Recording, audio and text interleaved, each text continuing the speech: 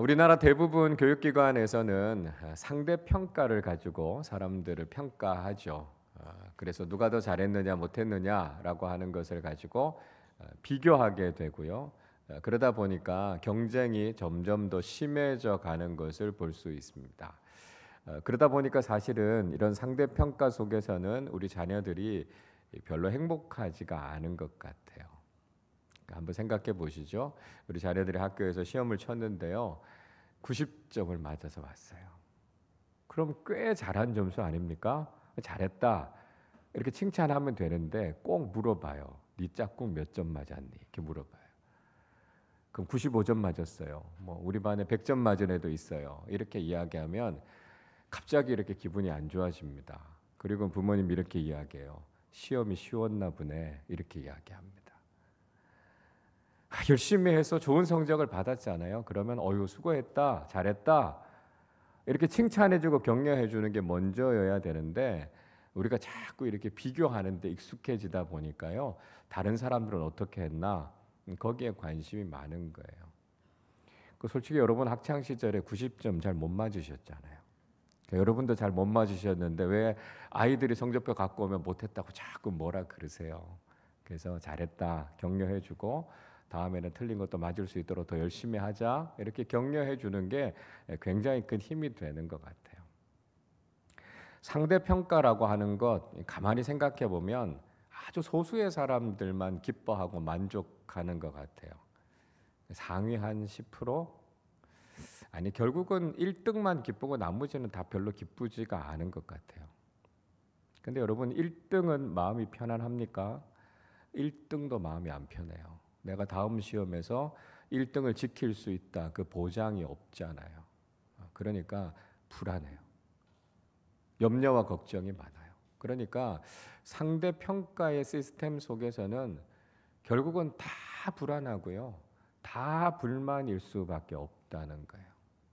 그러니까 그걸 생각해 보면 저는 절대 평가 시스템이 좀 더 많아져야 된다. 이제 그런 생각을 합니다.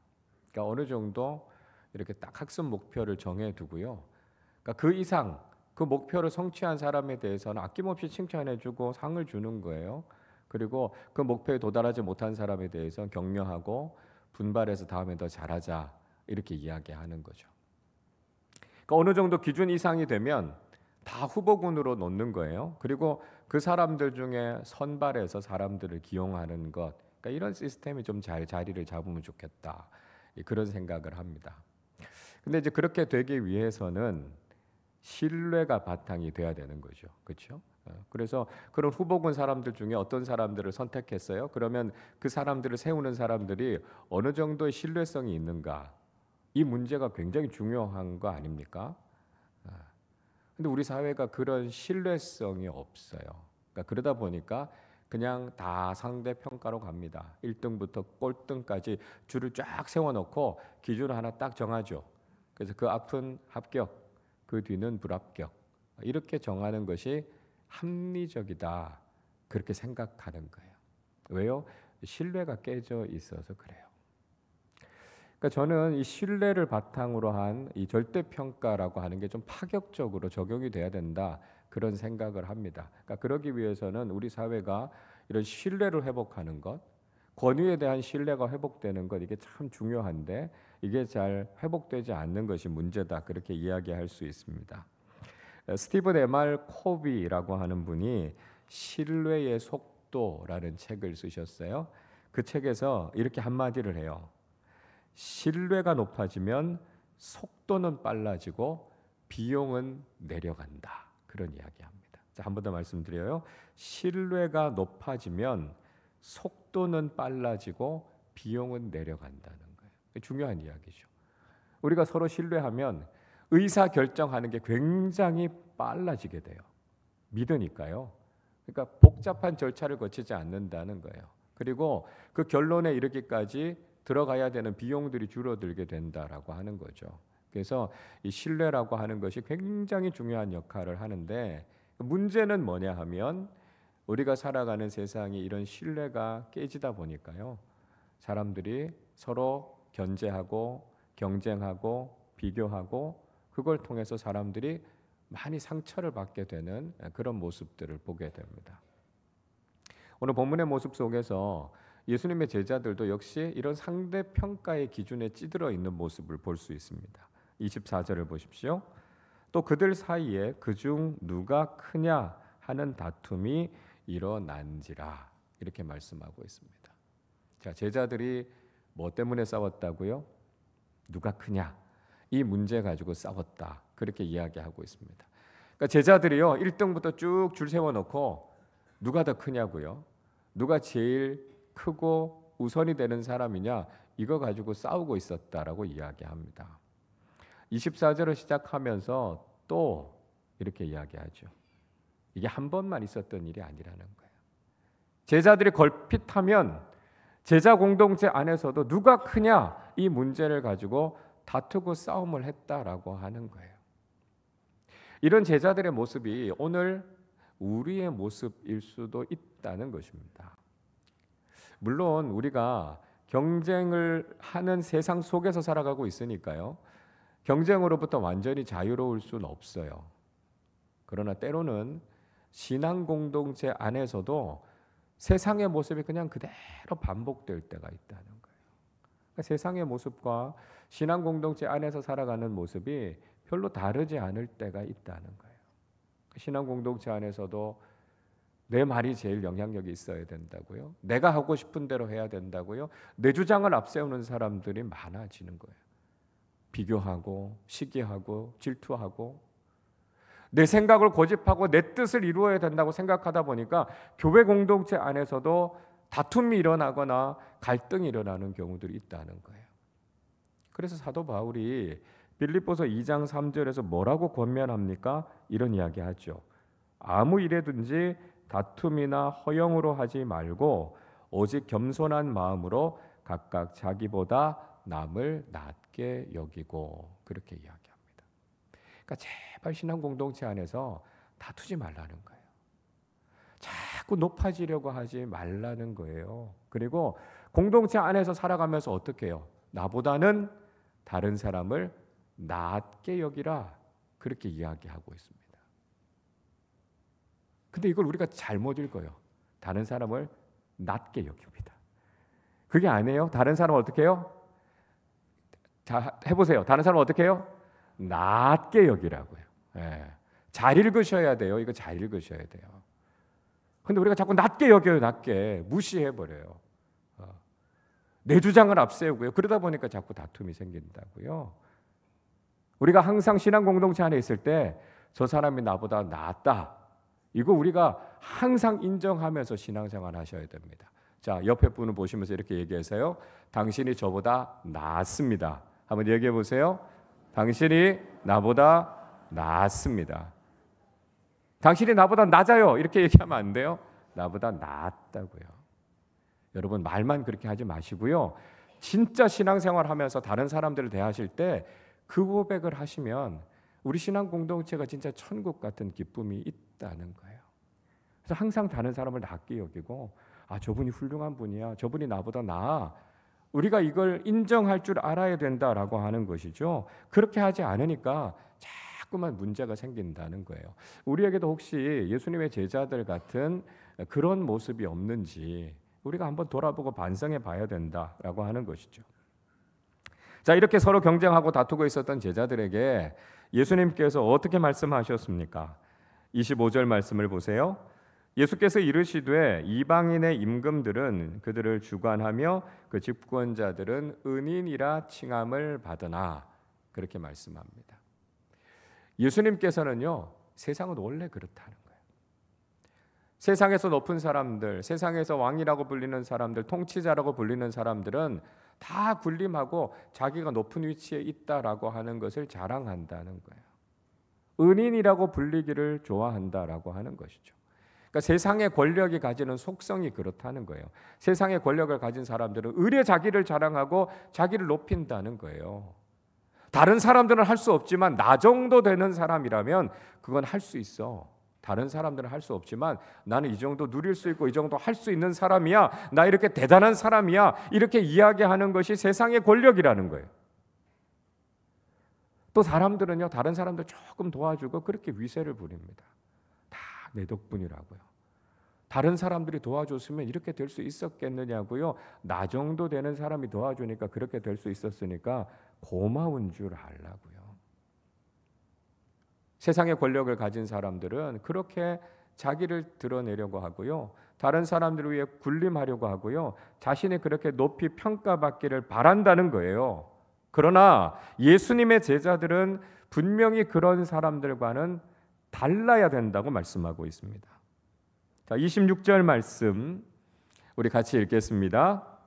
너희는 그렇지 않을지니 너희 중에 큰 자는 젊은 자와 같고 다스리는 자는 섬기는 자와 같을지니라. 아멘. 너희는 그렇지 않을지니, 우리는 이 말씀에 주의해야 돼요. 우린 그렇게 살면 안 된다는 거예요. 세상 사람들은 그럴지라도 우린 달라야 된다는 거죠. 세상 사람들이 다 그렇게 사니까 우리도 그렇게 살면 뭐 어때요? 이렇게 얘기하면 안 된다는 거예요. 예수님의 제자들은 그렇게 사는 게 아니다라고 하는 것이죠. 세상 사람들 다 그렇게 산다고 우리가 세상 따라가면 어떻게 됩니까? 우린 그냥 세상의 종이죠. 예수님의 제자 아닙니다. 세상 그렇게 살아도 우리는 구별된 삶을 살아야 된다는 거예요. 그래서 우리는 이 다름의 가치가 무엇인가 이걸 알아야 되고요. 올바른 따름이 무엇인가 우리 이걸 실천하는 사람들이 돼야 된다는 거예요. 우리 세상 따라가는 사람들이 아니라 예수님 따라가는 사람들이 돼야 되고요. 세상 사람들 다 그렇게 살아도 우린 다른 사람들이 돼야 된다라고 하는 것을 우리가 알아야 된다는 것입니다. 예수님께서 무슨 얘기 하십니까? 크고자 하는 사람은 젊은 사람들처럼 돼야 된다. 그렇게 이야기하고 있습니다. 크고자 한다라고 하는 것 존경받는다는 거 아니에요? 높임을 받는다는 거 아니에요? 그렇게 되고 싶어 하는 사람들은 젊은 사람들이 되라. 그렇게 이야기하고 있습니다. 여러분 이제 연세가 높아지시면 당연히 높임을 받으십니다. 존중을 받으시죠. 그래서 경로 우대도 받게 되시고요. 연세가 드신 분들이 있으면 젊은 사람들이 와서 먼저 인사를 합니다. 젊은 사람들이 일어나서 인사하고 해야 될 일이 있으면 연세 드신 분들이 하지 않죠. 젊은 사람들이 먼저 나서서 일을 합니다. 교회에서도 그렇잖아요. 젊은 사람들이 일을 많이 해요. 청년들 특히 일을 많이 합니다. 저는 이제 청년들을 보면서 좀 안 됐다, 좀 불쌍하다 이런 마음들이 많이 들어요. 왜냐하면 교회가 청년들을 너무 부려먹는 것 같아요. 무슨 일이 있으면 그냥 너무 쉽게 청년들한테 시킵니다. 전 좀 그러지 않았으면 좋겠다. 이제 그런 생각이 들어요. 청년들이 세상 속에서도요 얼마나 고달프게 삽니까? 교회 안에서도 그렇지 않아도 열심히 일하는 청년들인데요. 무슨 일이 있으면 그냥 당연히 청년들이 하는 줄 알아요. 근데 여러분 우리가 너무 청년들한테 많은 일들 안 시켰으면 좋겠어요. 그러니까 웬만한 것은 그냥 우리가 하고요. 청년들이 만약에 우리가 청년들에게 부탁해야 될 일들이 있다면 여러분 꼭 맛있는 밥도 좀 사주시고 아이고 고맙다 인사도 하고 격려도 하고 그러면 좋겠어요. 청년들 젊은 사람들이 교회 안에서 열심히 사역하는 거 참 보기 좋아요. 그러나 여러분 그게 당연한 게 아니라고요. 우리가 정말 귀히 여겨야 되고요. 소중히 여겨야 되고요. 격려하고 칭찬해야 된다는 거예요. 그리고 더 중요한 건 우리가 젊은 사람이 돼야 돼요. 누군가 해주겠지 이렇게 생각하지 말고요. 내가 먼저 일어나서 젊은 사람이 돼서 적극적으로 일하는 거예요. 누군가가 해주기를 기다리는 것이 아니라 우리가 먼저 나서서 그 일을 하는 거예요. 누가 내게 인사 먼저 해주기를 기다리지 말고 내가 먼저 아는 척하고 인사하는 거예요. 그게 젊은 사람처럼 되는 거예요. 예수님께서요 높여지고 싶은 사람들, 크고자 하는 사람들은요 그렇게 젊은 사람이 돼야 된다 그렇게 이야기하고 있습니다. 우리가 먼저 할 수 있어야 되고요. 우리가 먼저 적극적으로 그 일을 실천하는 사람들이 돼야 된다는 것이죠. 또요. 다스리는 사람들은 어떻게 해요? 섬기는 사람들이 돼야 된다 이야기하고 있습니다. 교회에서 리더가 되시는 분들, 직분을 가지신 분들이 섬김의 일을 잘 감당해야 된다는 것이죠. 제가 거듭거듭해서 말씀드리지만 교회에서 부여해드리는 직분은 섬기라고 드리는 것입니다. 그래서 우리가 직분을 받으셨으면 그 직분에 합당하게 열심히 잘 섬기셔야 된다는 거예요. 우리 교회는 그런 분들 거의 없으십니다만 어떤 교회들은 그래요. 직분을 받으면 직분 받기 전에는 일하시다가 직분 받고 나면 일 안 해요. 직분을 계급장처럼 생각하는 거예요. 여러분, 직분은 그런 게 아닙니다. 하나님께서 우리에게 직분을 주시는 이유는 딱 한 가지예요. 섬기라고 주시는 거예요. 섬기지 않으실 거면 직분 반납하셔야 됩니다. 계급장이 아니에요. 명예가 아니에요. 일하라고 맡겨주시는 것이 직분이에요. 그러면 직분에 합당하게 일하셔야죠. 그러지 않으면 직무유기입니다. 교회 법에도 보면요, 휴무라는 제도가 있어요. 휴무. 이게 뭐냐면 우리가 직분을 받으면 당연히 우리가 현직에서 섬기는 일들을 하셔야 됩니다. 재직부서장으로, 인도자로, 찬양대로 교사로, 또 다양한 섬김의 자리에서 또 공예배에서 기도하는 일들로 하셔야 돼요. 근데 피치 못할 사정 때문에 심울하게 어려우신 분들이 있습니다. 질병이 있어서, 또 때로는 뭐 해외나 지방 근무가 있으셔서 어쩔 수 없이 교회를 섬기지 못하시는 경우에 잠시 쉴 수 있도록 하는 제도가 휴무라는 제도예요. 그건 무슨 뜻이에요? 직분을 받았으면 일해야 된다는 거예요. 그게 원칙이라는 거예요. 그래서 우리가 다스리는 위치에 있는 사람이라면 마땅히 섬기는 사람들이 돼야 된다라고 하는 것을 이야기하고 있습니다. 세상은 다르죠. 좀 달라요. 예수님께서도 세상은 다르다라고 하는 것을 말씀하고 계세요. 27절 보세요. 앉아서 먹는 자가 크냐 섬기는 자가 크냐, 앉아서 먹는 자가 아니냐, 그러나 나는 섬기는 자로 너희 중에 있노라. 예수님께서도요, 대접받는 사람이 세상에서는 크다는 것 알고 계신다고요. 식당에서도 서빙하는 사람보다 손님이 더 높은 것이 맞아요. 대접을 하는 사람보다 대접을 받는 사람이 더 높은 것이 맞습니다. 그러나 예수님께서는 섬기는 자로 이 땅에 오셨다고 말씀해요. 예수님은 세상의 이치를 따라 사신 분이 아니라 하나님 나라 방식을 따라 사신 분이라는 거예요. 그렇게 대접받는 것이 세상에서 높아진다는 것 예수님도 아시지만 예수님의 제자로 살아가는 사람들은 예수님처럼 섬기는 자리에 있어야 된다는 걸 말씀하고 계시는 거예요. 그래서 우리가 세상을 따라가는 사람들이 아니라 적어도 예수님의 제자들이라고 말한다면 우리는 예수님처럼 살아야 된다는 거예요. 예수님처럼 섬길 수 있고 예수님처럼 우리에게 맡겨져 있는 사명을 다하는 사람들이 되어야 우리가 예수님의 제자가 될 수 있다라고 하는 것이죠. 여러분, 우리 그리스도인들의 삶의 방식은 섬김입니다. 우리가 이 세상을 섬기도록 사는 거예요. 우리가 세상 위에 군림하고 더 높아지려고 우리가 믿음의 길을 걸어가는 것이 아닙니다.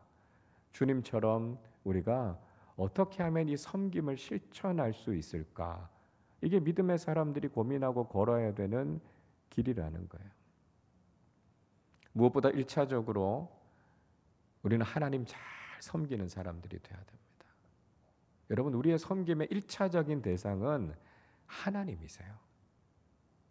그래서 우리가 하나님을 잘 섬기고 하나님을 높여드리고 하나님께 영광을 돌리는 섬김, 이것이 우리가 해야 되는 가장 중요한 일이다라고 하는 것이죠. 여러분, 하나님 잘 섬기시려면 어떻게 하셔야 됩니까? 하나님 마음을 알아야죠. 하나님 뜻을 알아야죠.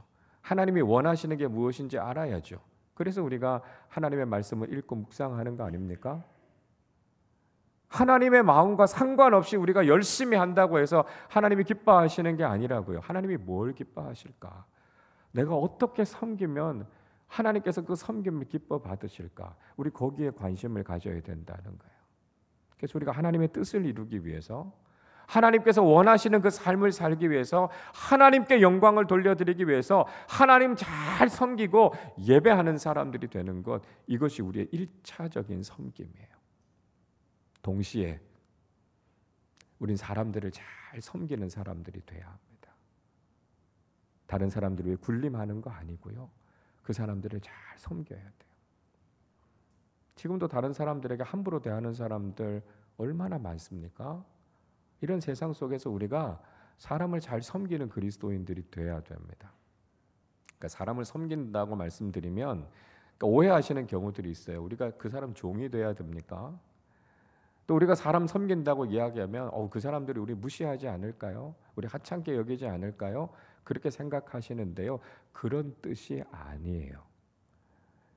우리가 사람을 섬긴다라고 이야기하는 것은 그 사람을 존중한다는 거예요.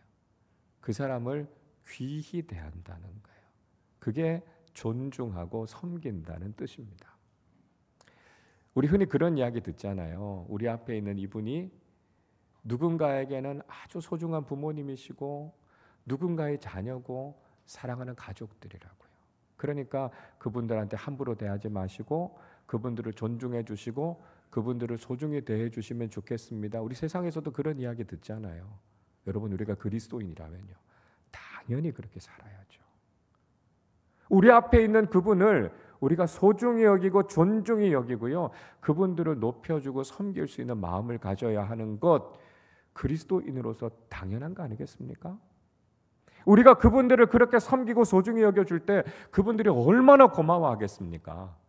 우리가 사람들 위해 군림하려고 하는 것이 아니라 그 사람들보다 한 걸음 더 내려서서 정말 겸손한 마음으로 그분들을 섬기는 것. 우리가 그 사람들을 내 마음대로 함부로 하려고 하는 것이 아니라 예수님처럼 그분들을 존중히 여기고 세워줄 수 있는 마음, 우리가 그 마음 가지고 살아가는 그리스도인들이 된다면 우리는 신앙인의 품격을 드러내는 사람들이 될 것이고요, 예수 그리스도의 향기를 드러내는 사람들이 된다는 것입니다. 그렇게 하나님을 섬기고 그렇게 사람들을 섬기는 길이 바로 예수 그리스도의 제자로 살아가는 길이다라고 하는 것을 우리는 알아야 된다는 것입니다. 자, 여러분, 우리가 이렇게 섬기는 삶을 살아가게 될 때 우리가 결국 받게 될 보상은 무엇일까요? 28절을 보세요. 너희는 나의 모든 시험 중에 항상 나와 함께한 자들인즉, 이렇게 말씀합니다. 자, 예수님께서 제자들을 향해서 무슨 말씀을 하냐면 너희들은 나와 항상 함께한 사람들이야, 이렇게 말씀하고 있습니다. 근데 특별히 뭐라고 말씀하시냐면 나의 모든 시험 중에 너희가 나와 함께 있었다, 그렇게 말씀하고 있습니다. 시험이라고 하는 게 무슨 의미일까? 저는 두 가지 정도 의미가 있다고 생각해요. 하나는 고난입니다. 우리가요, 예수님의 방식으로 살아가면 세상이 별로 좋아하지 않을 겁니다. 세상이 별로 환영하지 않을 거예요. 그렇게 우리가 세상을 살아가면 분명히 어려운 일을 당할 겁니다. 그럼에도 불구하고 우리는 예수님의 방식을 지키는 거예요. 예수님과 함께 있는 거예요. 예수님을 믿고 예수님을 따라서 살아가는 삶이 이 세상에서 고난이 있고 어려움이 있어도 우린 주님의 편에 서겠습니다. 우리는 주님과 함께 하겠습니다. 이 사람들이 예수님의 제자들이라는 거예요.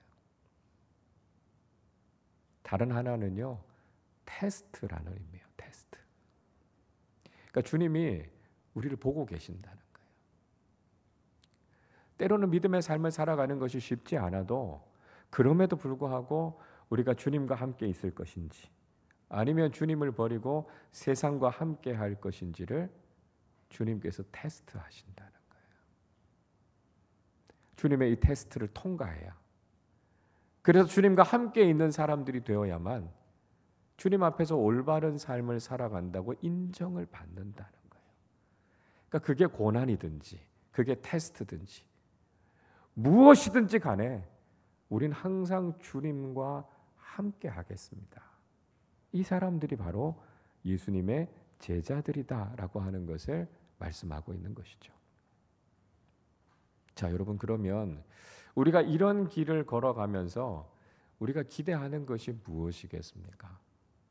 예수님처럼 이 세상을 섬기는 자로 살아가고 우리의 인생에 고난이 있든지 어려움이 있든지 우리는 주님 편에서 주님과 함께 하겠습니다. 이렇게 고백하면서 살아가는 사람들이 어떤 복과 어떤 영광을 누리게 되겠습니까? 예수님께서는 그 제자들이 바로 하나님 나라의 영광을 누리게 될 것이다 하는 것을 말씀하셨습니다. 29절 말씀 같이 읽겠습니다. 내 아버지께서 나라를 내게 맡기신 것 같이 나도 너희에게 맡겨. 하나님께서요, 예수님께 하나님 나라를 맡기셨다 이렇게 말씀합니다. 그리고 예수님께서도 제자들에게 그 나라를 맡기시겠다는 거예요. 우리가 누리게 될 영광은 무엇입니까? 하나님 나라의 영광이라는 거예요. 그러니까 이 세상의 소망, 이 세상에서 누릴 영광, 거기에 관심을 갖지 않고 주님께서 우리에게 약속하신 것은 하나님 나라의 영광을 우리에게 약속해 주셨다는 거예요. 그래서 우리가 믿음의 삶을 살아가는 동안 우리는 우리의 관심을 이 땅에서 하나님 나라로 옮겨야 된다는 것입니다. 여러분, 우리가 바른 믿음의 삶을 살아가는 것은요, 시선을 옮기는 거예요. 우리의 관심을 이 땅에 있는 것에서 하나님 나라로 옮기는 거예요. 우리가 이 세상 속에서 여러 가지 고민하고 갈등하고 어려워하는 많은 문제들이 있는데요, 그 문제들을 시선만 잘 옮겨도 그 문제들이 거의 대부분 다 해결된다는 걸 경험하게 됩니다. 여러분, 우리가 세상에서 왜 이렇게 높아지려고 하죠? 왜 이렇게 성공하려고 합니까? 때로는 신앙생활하고 신앙의 공동체 안에서도 우리가 다투고 갈등하고 하는 이유가 무엇입니까? 우리 관심이 이 땅에 있어서 그래요. 여기에서 우리가 얼마나 많은 것을 가지고 우리가 얼마나 많은 것을 누리고 얼마나 큰 성공을 이룰 것인가라고 하는 것을 생각하니까요, 자꾸만 다투고 갈등하는 거예요. 근데 우리가 시선을 이 땅에서 하나님 나라로 옮기기만 해도 우리가 경험하고 있는 수없이 많은 문제들이 다 해결됩니다. 우리가요, 하나님 나라에 대한 바른 관점만 가지면 잘못된 우리의 신앙이 거의 다 치유되는 걸 경험하게 됩니다. 신앙생활 하다가도 병에 걸리고 예수를 믿으면서도 가난해지고 우리가 이 땅에서 신앙생활을 한다고 하면서도 실패하게 되면 낙심하고 불평해요. 왜 내가 이런 일들을 경험하게 되느냐, 이런 생각들을 합니다.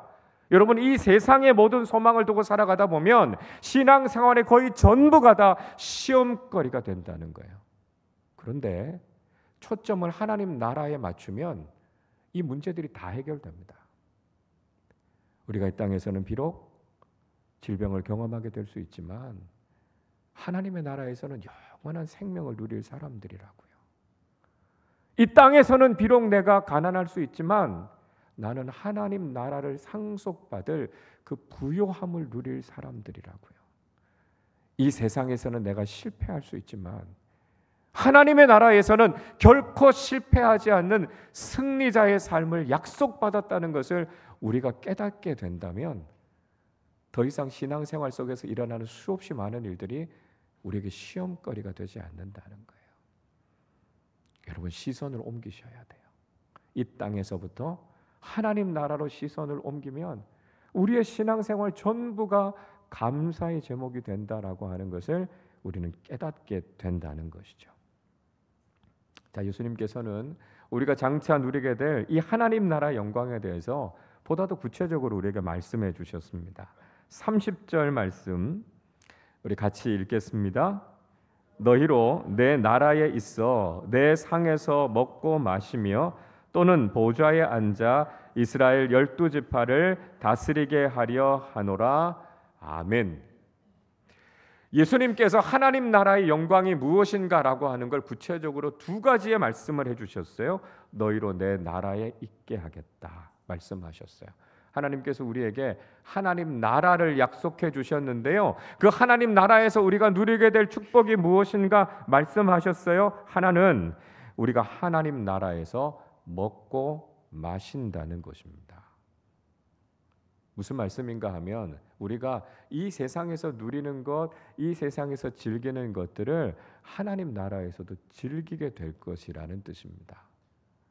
이 세상에서 누렸던 것과는 비교할 수도 없이 크고 놀라운 것들을 우리가 하나님 나라에서 다 누리게 된다는 거예요. 성경은 우리에게 몸의 부활에 대해서 말씀하고 있습니다. 우리가 사도신경을 고백하면서도 이야기하잖아요. 우리가 몸의 부활을 믿는다고요. 여러분, 우리가 몸의 부활을 믿는다는 게 어떤 의미일까요? 이런 뜻이에요.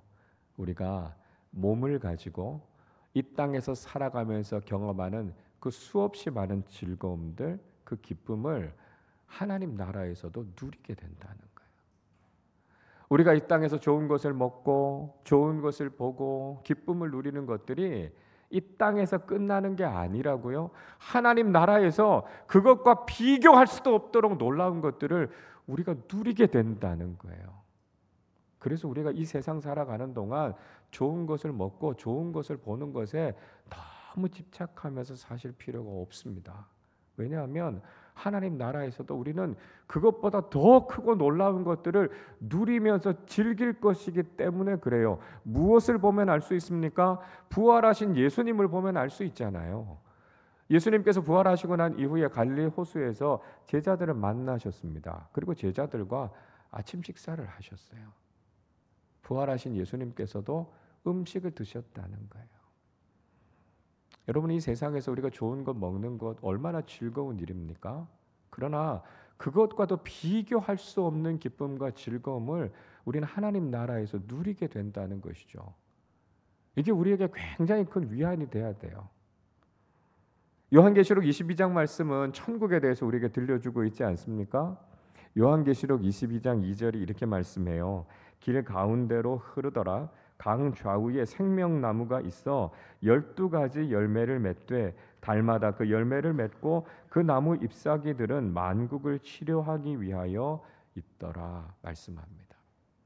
천국에는요, 그 가운데로 생명수 강이 흘러갑니다. 그리고 그 강의 좌우편에 생명나무가 자란다고요. 그 나무들마다 달마다 12가지의 다른 열매가 맺히게 되고요.